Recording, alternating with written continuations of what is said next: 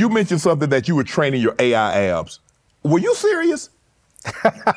Or you bull jiving? Because I can't, through social media, I can't tell when people are bull jiving or they being serious. It is just, it's crazy how every little thing I do, people will just dissect it. Yeah. So look, this is what happened. Okay, and this is what people are gonna understand. They're not fake abs. Like, you cannot get fake abs, but it's called etching. Okay.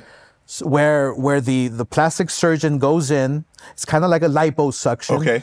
But he etches your abs. Right. My abs are already there. I have abs. Right. They're already there. They're just etching it in between so they can just pop out and stand out more.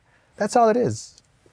Now it's up to me to keep these abs because I gotta work out. I gotta eat right. Yeah. So, I mean, they're mine. They're real. That's a real thing? It's a real thing, man. I didn't know you could do that. Yeah, it's a real thing. It's like liposuction. Right. But they just etch the abs. That's it. And so so as long as you eat right and work out, you will have like an 8-pack. Oh, to have a 12-pack. You gonna be 75 years old. Oscar, think about this. You've been training your whole life. You know how to get in shape. I do. Why you take the rich man way? We do the poor man go to the gym. That's the poor man. That's the poor man a plastic surgery. I don't know. I guess because I can.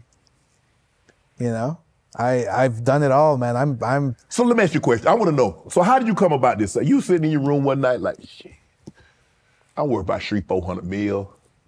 I ain't got shit else to do. I'm gonna go get it, man. I mean, did you see a brochure? How did you even know about this? I ain't even ever heard this. I want to look good. I want to feel good. Okay. I have my girl, my partner, Holly. Yeah, we used to work together. We worked together for years. We worked together for years. Who is probably the most beautiful, sexiest woman alive ever. And I got to keep up. I want to look good for her. Right. I want to stay active. I want to, you know.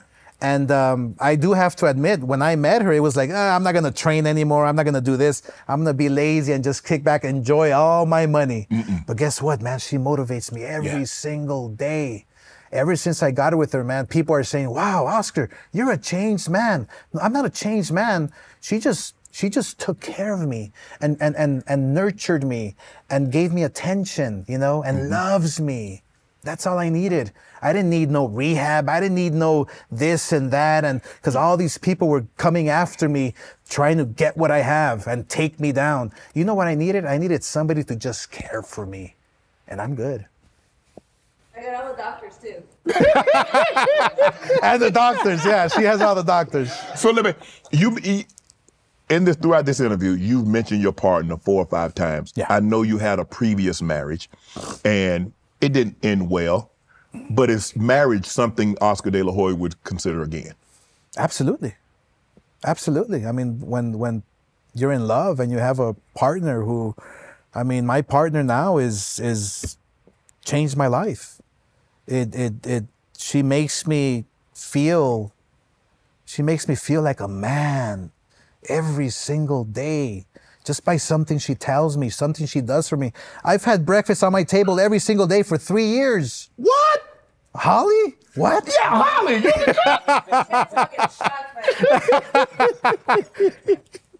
I'm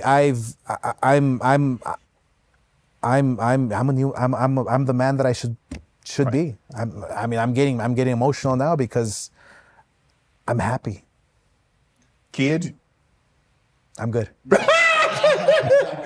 Holly, you say? Holly's good. Yeah. You no. I snipped it anyway, so I'm good. Okay, you good. Can I ask you this? Obviously, you know, your situation with your ex and your kids. What's your relationship with your kids like today? Good. You good? Great, yeah, good. That's awesome. I mean, not great, but good. You know, it's like I have older kids and they have their own life and they do whatever they're gonna do. I mean, look, this is the way a kid's life is, you know, they love you, they grow up, they hate you, you know, they leave the house, then they call you for money, it's just, it's life, you Right. know? I'm here for them every single second of the day. I'm here for them. Call me. I love you, you know? We're family. Right. Till the end. Manny Pacquiao, Floyd Mayweather, Bernard Hopkins, Roy Jones Jr. Rank those guys. Well, I fought 3 of those guys that you just mentioned, Mm-hmm. and they all beat me. So the key here is that I fought them, and I was willing to fight them, and Right. I fought them in order to make history, right? Which fighters don't do Today. nowadays. No, they just don't. They wait till you get older. I was waiting for myself to get older to fight those guys in their prime. Right. Except for Bernard Hopkins, that was 48 years old when I fought him, but he's a machine, you know, that But you had moved up. You moved to I have 160 moved up to to fight him. 160 and fight him to make history. That's what it's all about. So I think look, Floyd is a great fighter. Obviously, he's undefeated. Everybody can make an argument. Well, he's not the best. Yes, he is the best. Everybody has their opinion, and that's fine. That's okay. You look at their records. Okay, well, maybe with this guy he lost. Maybe it was controversial. Maybe it was a close fight. Everybody has those on their records. Right. I have 3 losses that I can't debate. With Pacquiao because he stopped me. Right. With Hopkins because he stopped me, and probably who else? Shane Mosley, the first one, Right. which was an epic fight at the Staples Center, now Crypto Arena. So those fights there, I cannot like, you know, debate with anybody that I lost. But the other fights, yeah, they're debatable. You know, you can make the argument, just like every other fighter that you just mentioned now on the list. Every fighter has their debatable losses and wins. Are they great? Yes. Are they the very, very best? Who knows? It's a debate. Let me ask you this. I've heard you on several occasions said you feel that you beat Floyd in that fight. Sure. Obviously, that might have been one of the last fights that I've been to. I was at that fight. Okay. Why do you feel you won that fight? You know, when you're a fighter inside the ring, when that final bell rings, you know it in your heart, in your gut. And physically, if you won or you lost, you just feel it. It's Okay. a sensation.